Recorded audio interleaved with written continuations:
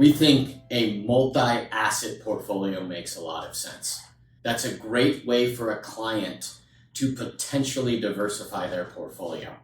Well, when we think of the high yield asset class, and our return expectation for the high yield asset class is roughly coupon-like returns, or 5% in 2022, that's a great way to supplement a client's income in a portfolio.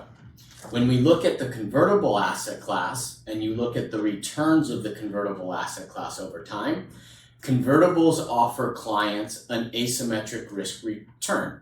It allows clients to participate on the upside of the equity market, but more importantly, it dampens or cushions the downside when it comes to the volatility. Equities provide clients with the ability to grow principal.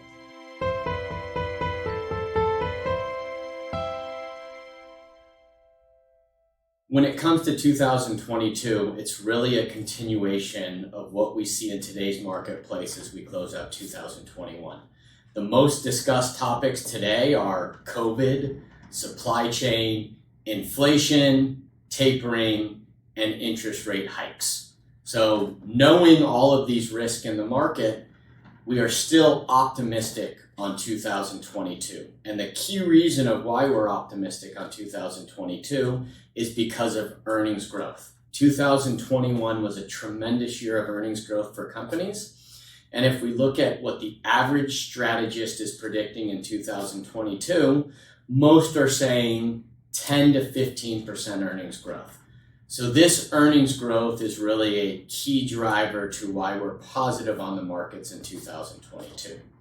When we look at broad markets like the S&P, we see mid to high single digit returns. When we look at the convertible market, we also see mid to high single digit returns. And when it comes to the high yield market, we expect the market to return coupon-like returns, which currently is around 5%.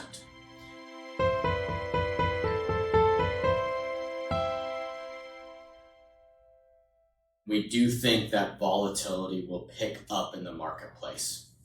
And when we think about increasing volatility, we also have to think about asset classes that can help dampen that volatility. Earnings, we believe, are going to be a key driver to the market in 2022.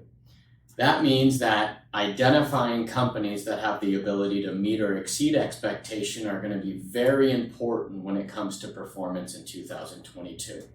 And there's plenty of sectors that are possible outperformers in the marketplace in 2022.